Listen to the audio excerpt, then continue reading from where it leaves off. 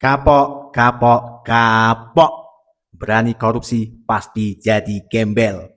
Ketegasan Presiden Prabowo tercinta kini semakin brutal. Sangat tegas. Tangkap, sita, dan miskinkan total. Beliau membuktikan selama ini peringatan itu bukan sekedar omon-omon. Jika tidak mau bersih, kau akan dibersihkan. Ya udah, biar nggak penasaran. Yuk kita simak penjelasannya. Tapi jangan lupa subscribe channel ini, Tiang Politik. Yang suka main selundup, saya tangkap. Bentar lagi ada penangkapan besar-besaran.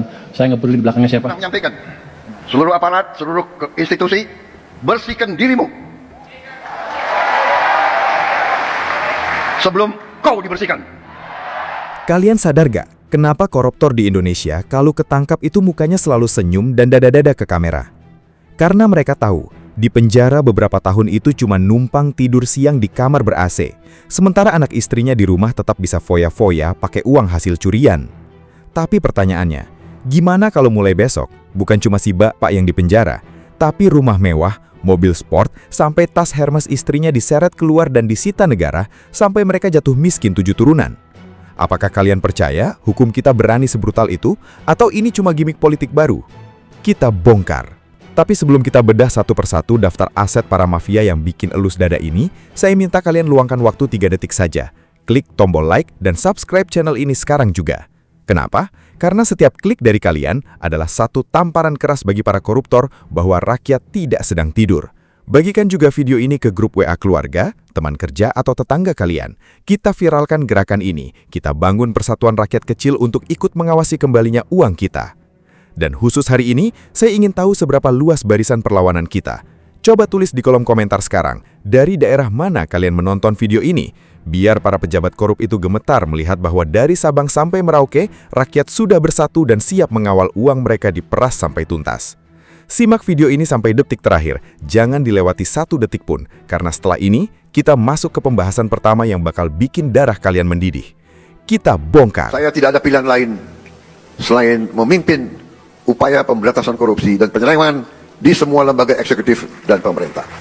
Rakyat harus bebas dari ketakutan, bebas dari kemiskinan, bebas dari kelaparan, bebas dari kebunuhan, bebas dari penindasan, bebas dari penderitaan.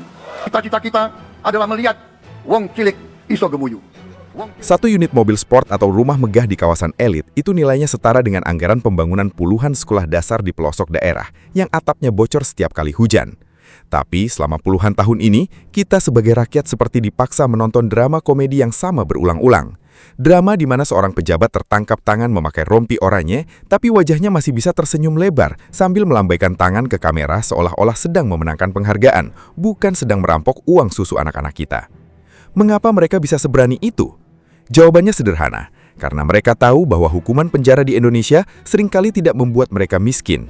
Penjara cuma tempat istirahat sementara di dalam kamar fasilitas mewah hasil suap, sementara harta kekayaan hasil jarahan mereka tetap aman tersimpan untuk dinikmati anak cucu mereka kelak.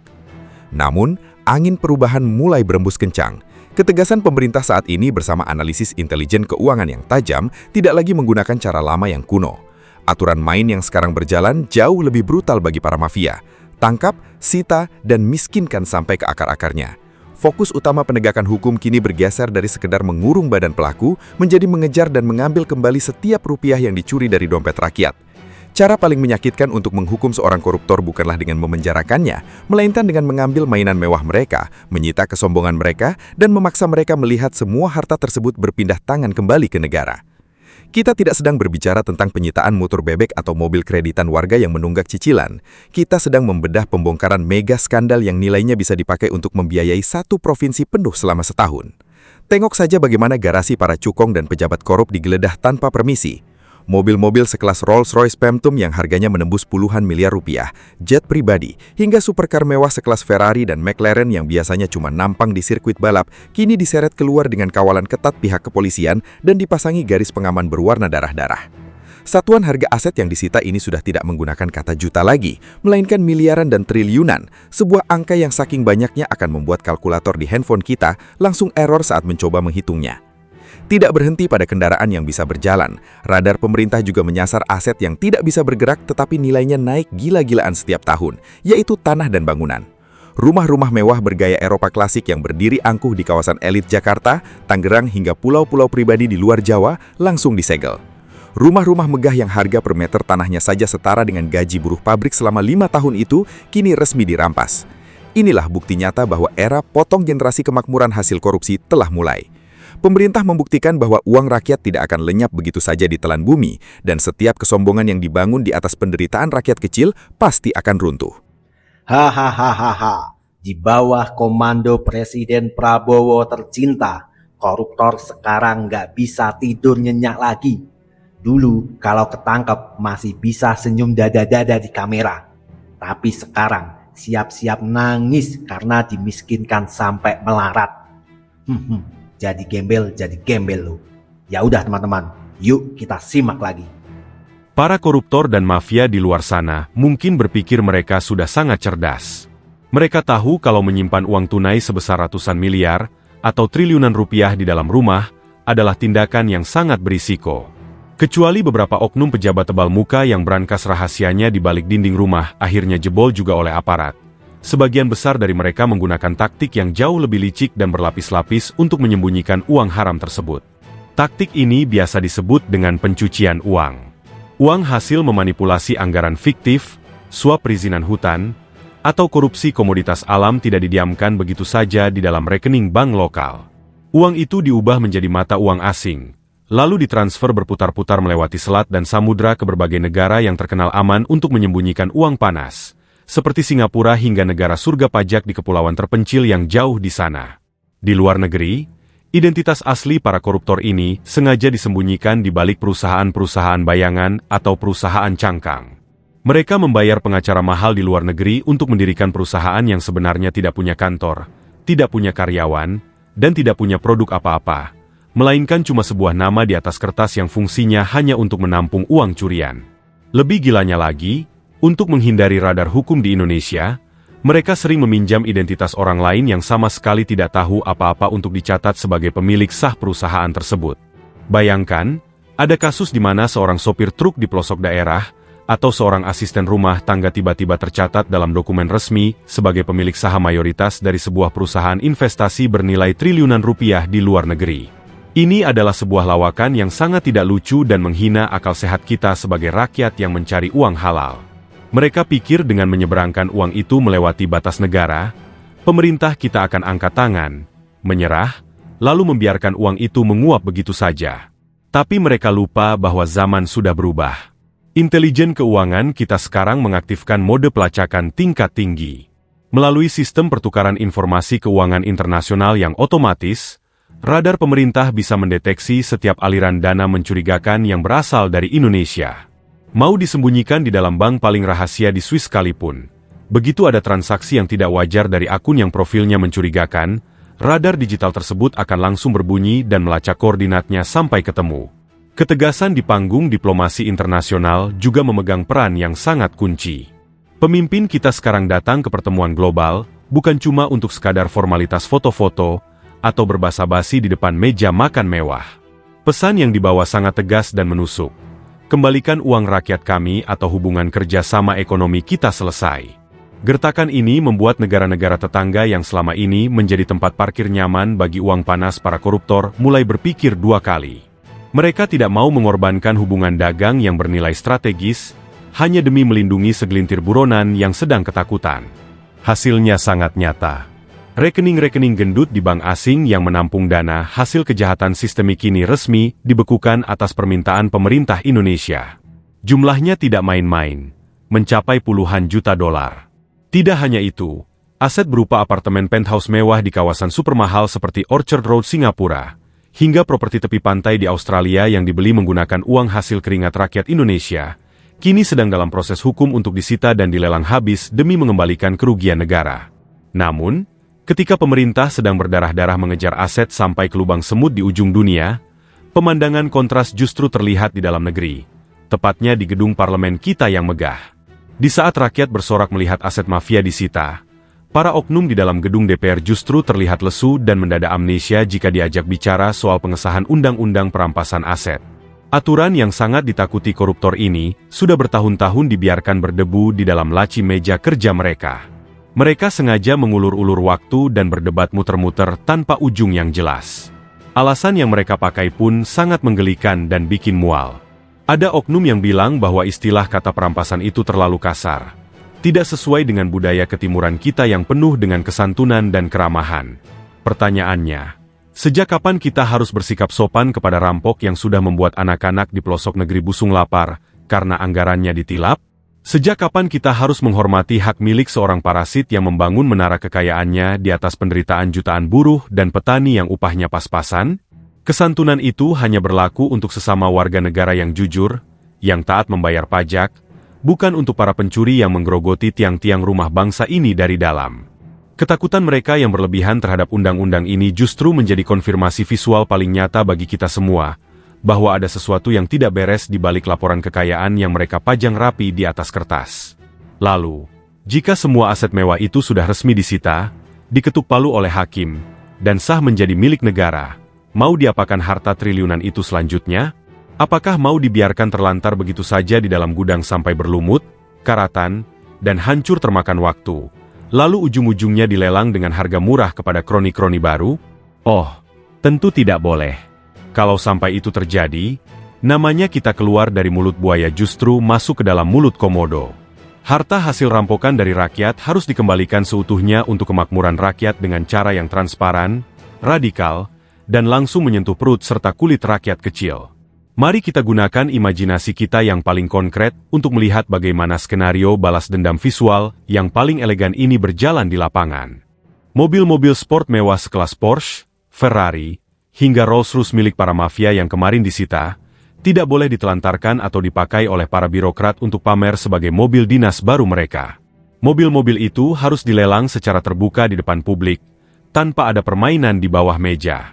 Hasil penjualannya yang mencapai ratusan miliar rupiah itu, harus langsung dialokasikan untuk membiayai pembangunan infrastruktur dasar yang rusak parah di daerah-daerah terpencil. Bayangkan, uang dari hasil penjualan satu unit mobil sport milik seorang koruptor bisa dipakai untuk mengecor jalan desa yang hancur, atau membangun 5 jembatan gantung yang kokoh di pedalaman. Selama ini kita sering menangis melihat video anak-anak sekolah yang harus bertaruh nyawa menyeberangi sungai deras di atas tali tambang yang lapuk demi bisa belajar mengejar cita-cita mereka. Berapa banyak nyawa anak bangsa yang bisa kita selamatkan hanya dengan menjual mainan akhir pekan milik satu orang koruptor jahat? Ini adalah sirkulus keadilan yang sangat indah. Lalu bagaimana dengan aset yang berupa rumah-rumah megah berukuran raksasa dengan puluhan kamar di kawasan elit, atau tanah-tanah luas berhektar-hektar yang selama ini ditimbun oleh para mafia tanah? Ketimbang jatuh ke tangan pengembang swasta raksasa yang ujung-ujungnya cuma dibangun perumahan klaster eksklusif yang tidak akan pernah bisa dibeli oleh rakyat jelata. Aset properti ini harus dialihfungsikan secara kreatif dan humanis oleh pemerintah. Rumah mewah koruptor yang kamarnya ada 20 bisa diubah menjadi pusat pelatihan kerja digital gratis untuk anak-anak muda yang putus sekolah, atau dijadikan gedung sekolah alam dan pusat pelayanan kesehatan masyarakat dengan fasilitas bintang 5 tapi tarifnya 0 rupiah. Sebagian tanah sitaan yang luas bisa dibangun menjadi rumah susun sederhana sewa dengan tarif super murah bagi para buruh pabrik dan pekerja sektor informal yang selama ini gajinya habis hanya untuk mengontrak rumah petak yang tidak layak huni. Sebagian lainnya bisa dijadikan taman bermain anak dan area hijau publik yang bisa diakses oleh siapa saja tanpa perlu membayar tiket masuk yang mahal. Biarkan para koruptor itu melihat dari balik jeruji besi penjara bagaimana rumah dan tanah tempat mereka dulu merancang konspirasi busuk, kini dipenuhi oleh suara tawa anak-anak miskin yang sedang belajar dan mendapatkan pengobatan gratis. Itu adalah hukuman moral yang jauh lebih menyakitkan daripada sekadar kurungan 10 tahun penjara. Tidak hanya aset fisik, seluruh aliran dana tunai yang berhasil disita dari rekening-rekening siluman di luar negeri, harus langsung disalurkan ke dalam sistem bantalan sosial yang terintegrasi. Jadikan uang triliunan itu sebagai dana abadi untuk memberikan beasiswa pendidikan bagi anak-anak petani dan nelayan, serta menyuntik modal pabrik pupuk milik negara. Selama bertahun-tahun, pahlawan pangan kita di sawah selalu menangis setiap kali musim tanam tiba, karena pupuk subsidi tiba-tiba hilang dari pasaran, atau harganya melambung tinggi akibat dipermainkan oleh mafia pupuk. Dengan uang sitaan ini, pemerintah bisa membangun jalur distribusi digital yang memotong para tengkulak jahat, dan memastikan setiap petani di desa terpencil mendapatkan pupuk berkualitas dengan harga yang sangat murah. Uang hasil kejahatan para mafia dipakai untuk menyuburkan tanah para petani kita. Inilah esensi sejati dari kedaulatan ekonomi. Namun, perang melawan gurita korupsi ini belum selesai sampai di sini. Kita harus melangkah lebih dalam lagi ke lapisan yang paling sensitif, yaitu lingkaran keluarga, kaki tangan, hingga para pesohor atau influencer yang ikut mencicipi aliran dana haram tersebut. Selama ini, kalau ada pejabat tertangkap korupsi, yang masuk televisi cuma satu orang, yaitu si pejabat yang memakai rompi oranye. Tapi anehnya, setelah si bapak masuk penjara, anak-anaknya masih bisa kuliah mewah di luar negeri, istrinya masih pamer tas mewah edisi terbatas di media sosial, dan mertuanya mendadak punya perkebunan kelapa sawit seluas ratusan hektar. Ini adalah model korupsi bagi-bagi rezeki haram yang sangat menghina akal sehat kita. Si bapak pasang badan masuk penjara beberapa tahun, tapi seluruh garis keturunannya tetap hidup makmur layaknya bangsawan hasil dari uang curian. Era potong generasi kemakmuran hasil korupsi kini resmi dimulai melalui penerapan pasal tindak pidana pencucian uang atau TPPU pasif. Pasal ini ditujukan khusus untuk mereka yang menerima, menampung, atau menikmati aset yang patut diduga berasal dari hasil korupsi.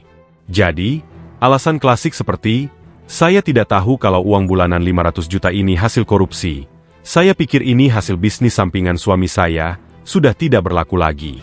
Jika nilai kekayaan tidak masuk akal dengan profil pendapatan resmi, maka secara otomatis aset tersebut sah untuk disita tanpa perlu banyak drama. Kita sudah melihat buktinya di lapangan, di mana aparat berani menyegel belasan unit ruko komersial yang di atas kertas terdaftar atas nama anak muda yang baru berusia 22 tahun dan belum lulus kuliah. Tidak ada penjelasan logis lain selain ruko itu adalah tempat penitipan uang panas milik bapaknya yang sedang berkasus. Bahkan beberapa figur publik atau artis papan atas yang sempat menerima hadiah pernikahan mewah, jam tangan miliaran rupiah, atau dana investasi fiktif dari para pelaku korupsi kini mulai dipanggil untuk mengembalikan barang bukti tersebut ke kejaksaan. Ini adalah pesan yang sangat keras dan pedas kepada seluruh ekosistem bisnis dan industri hiburan di Indonesia. Jangan pernah coba-coba mencuci uang kotor para koruptor lewat kedok investasi atau sponsor, karena pemerintah akan mengejarnya sampai ke ujung dunia dan mempermalukan kalian di depan jutaan pengikut media sosial kalian. Perjuangan ini masih sangat panjang, dan suara persatuan kita di kolom komentar tidak boleh redup, agar para mafia peradilan tidak punya celah untuk mengembalikan aset-aset sitaan ini ke tangan para pencuri. Di tengah badai berita tentang penyitaan mobil mewah, pembekuan rekening luar negeri, dan pengungkapan mega skandal yang menguras air mata serta keringat rakyat, ada satu rasa yang tidak boleh mati di dalam dada kami sebagai masyarakat Indonesia, yaitu harapan. Kami, rakyat kecil yang sehari-hari berjuang di baris paling depan untuk menyambung hidup, menolak untuk menyerah pada rasa pesimis. Di balik kemarahan kami terhadap kelakuan para mafia dan tikus berdasi, di dalam lubuk hati yang paling dalam, kami masih sangat ingin percaya bahwa negeri ini tidak kekurangan orang baik. Kami masih percaya bahwa di antara riuhnya ruang sidang dan ruang rapat birokrasi, masih ada pejabat-pejabat yang bersih, yang menatap kursi jabatan mereka bukan sebagai ladang emas untuk memperkaya 7 turunan, melainkan sebagai sajadah pengabdian untuk membawa keadilan bagi seluruh rakyat Indonesia. Harapan terbesar kami hari ini tertuju pada satu regulasi yang sudah terlalu lama digantung, yaitu Undang-Undang Perampasan Aset. Bagi kami, orang awam yang tidak paham bahasa hukum yang bertele-tele, undang-undang ini adalah senjata pamungkas, sebuah jebakan tikus yang paling ditakuti oleh para parasit bangsa. Kami sudah lelah melihat sandiwara hukum di mana seorang koruptor hanya dihukum beberapa tahun, lalu keluar penjara dan kembali menikmati kekayaan haramnya dengan angkuh. Kami ingin melihat keadilan yang nyata, di mana kekayaan yang tidak wajar bisa langsung dirampas oleh negara tanpa harus menunggu proses peradilan yang memakan waktu bertahun-tahun. Jika para oknum di dalam gedung parlemen masih saja mengulur waktu, berdebat kusir tentang definisi kata perampasan, atau kasakusuk ketakutan karena dompet istri dan saham anak mereka terancam ketahuan, maka kami mengetuk pintu hati dan keberanian Bapak Presiden. Pak Presiden, jika pintu di Senayan sana tertutup oleh kepentingan kelompok dan ketakutan para mafia, kami memohon dengan sangat, keluarkan saja peraturan pemerintah pengganti undang-undang atau Perpu Perampasan Aset. Bagi kami masyarakat Indonesia, situasi korupsi yang sudah mengakar hingga ke lini terkecil ini adalah sebuah kondisi kegentingan yang memaksa. Kehilangan uang triliunan rupiah yang seharusnya bisa menjadi modal sekolah gratis, fasilitas kesehatan bintang 5, dan pupuk murah bagi petani adalah keadaan darurat yang tidak bisa ditunda lagi penyelesaiannya. Mengeluarkan Perpu perampasan aset bukan hanya sebuah langkah hukum yang taktis, melainkan sebuah pernyataan perang yang paling tegas dari seorang pemimpin tertinggi negara. Langkah ini akan menjadi bukti sejarah yang tidak akan pernah dilupakan oleh anak cucu kami kelak, bahwa kita pernah memiliki seorang presiden yang berdiri tegak sendirian, memasang badannya demi melindungi hak-hak rakyat kecil dari jarahan para mafia.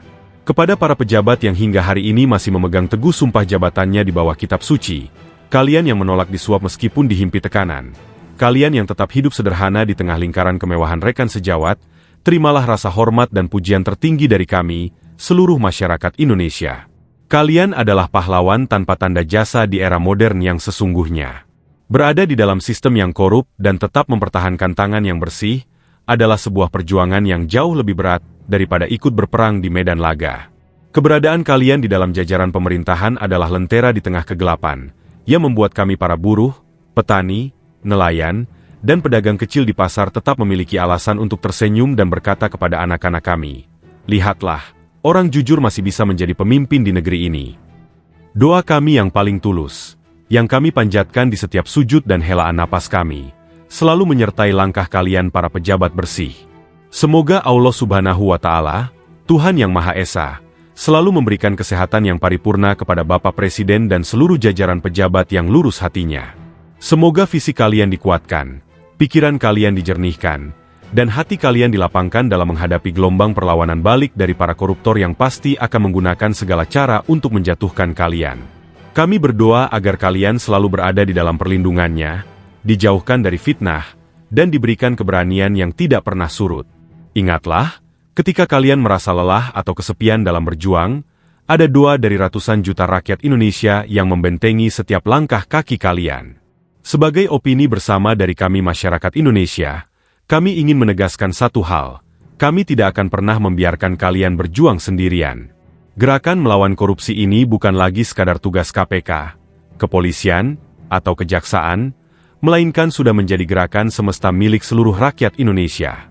Kami sadar bahwa para mafia di luar sana sedang menyusun strategi, mencari celah hukum, dan mencoba mematikan lentera harapan ini dengan berbagai isu pengalihan. Namun, mata dan telinga kami dari Sabang sampai Merauke akan tetap terbuka lebar untuk menjadi pengawas yang paling jeli dan juri yang paling galak di media sosial maupun di dunia nyata. Indonesia bebas dari korupsi bukan lagi sebuah mimpi yang muluk-muluk, melainkan sebuah keharusan sejarah yang sedang kita tuju bersama-sama. Kami optimis, dengan ketegasan pemimpin yang berani mengambil keputusan ekstrim seperti mengeluarkan Perpu, didukung oleh barisan pejabat yang bersih, dan dikawal oleh persatuan rakyat kecil yang solid, gurita korupsi ini pasti akan kita hancurkan sampai ke akar-akarnya demi masa depan Indonesia yang lebih gemilang. Oke teman-teman, terima kasih sudah menyimak sejauh ini. Gimana komentar panjenengan? Silakan tulis komentar di kolom komentar. Dengan cara yang bijak, jangan caci maki. Kita nggak boleh caci maki teman-teman, karena kita menunjukkan netizen yang budiman. Kita adalah netizen yang berpendidikan. Teman-teman, sekarang saatnya kita ngobrol-ngobrol santai sambil minum kopi. Mari beropini. Jangan lupa bikin kopi teman-teman, karena Presiden Prabowo tercinta suka minum kopi. Teman-teman, selama bertahun-tahun lamanya, kita sering kali nonton TV, ada koruptor yang ditangkap, pakai rompi oren, terus masih berani senyum-senyum, dada-dada di kamera. Oh, dasar rai gedek, muka tembok. Dia santai. Karena apa? Karena dia tahu paling di penjara cuma sebentar. Terus di penjara kamarnya pun bagus. Ada AC-nya katanya. Terus nanti kalau udah keluar penjara, dia masih kaya. Hasil uang nyolong maling uang rakyat. Tuh kacamataku. Tapi teman-teman, dengan ketegasan Bapak Prabowo tercinta dan kejeniusan Menteri Keuangan kita, Bapak Purbayayudi Sadewa, yang pintar sekali melacak harta-harta haram mereka yang disembunyikan, entah atas nama sopirnya, entah atas nama pembantunya, tukang kebunnya, entah atas nama selingkuhannya, LC-nya, nggak peduli. Kepintaran Menteri Keuangan kita, Bapak Purbaya, mampu melacak itu semua. Dan semua itu akan disita, akan diambil, akan digunakan untuk kesejahteraan rakyat. Bayangin teman-teman, slogan Presiden Prabowo tercinta kita, tangkap, sita, dan miskinkan sampai melarat. Jos, jos, jos. Itu yang kita tunggu-tunggu. Ini para pejabat-pejabat, tikus-tikus berdasi, pasti pada panik, nggak bisa lagi tidur nyenyak. Bingung, aduh gimana. Tapi pejabat yang bersih, tenang-tenang saja. Karena beliau tulus kerja untuk rakyat. Kita sudah beberapa kali melihat kesuksesan Bapak Prabowo tercinta bersama Kejagung, bersama Bapak Purbaya, dan semua yang membantu. Telah menyita triliunan uang, bahkan mengambil alih lahan-lahan sawit ilegal yang luasnya sampai jutaan hektar. Bayangin, baru di masa kepemimpinan Presiden Prabowo tercinta hal itu bisa dilakukan. Ini mungkin teman-teman. Yang bilang Presiden tercinta kita hanya omon-omon saja, itu mungkin malu sendiri. Karena apa? Nggak semuanya itu mudah seperti membalikkan telapak tangan. Ada prosesnya, bro. Sabar. Strategi Presiden Prabowo yang merupakan mantan Jenderal Kopassus dari militer. Beliau punya strategi yang tidak bisa dikatakan hari ini, tapi akan jadi bukti nyata di suatu hari nanti. Maka kita sebagai rakyat harus sabar, harus pantau terus, jangan mau diadu domba, jangan mau kita dibuat benci sama pemerintah, nggak ada gunanya. Kritik boleh, tapi kritik dengan cara yang bijak, teman-teman. Teman-teman, Presiden kita, Presiden Prabowo tercinta kita, sudah berkali-kali mengatakan, bersihkan dirimu, atau kau ku bersihkan, dan pasti dibersihkan. Itu banyak sekali yang mengatakan, hanya gertakan. Tidak seperti itu, Ferguson. Presiden Prabowo tercinta, meskipun umurnya kini hampir 75 tahun, beliau masih sangat tegas, masih sangat berani. Beliau sering mengatakan, di akhir masa hidupnya akan berbuat yang terbaik demi bangsa dan negara. Ingin melihat rakyat Indonesia semuanya bisa makan, semuanya bisa hidup sejahtera. Masa kita mau menghina beliau?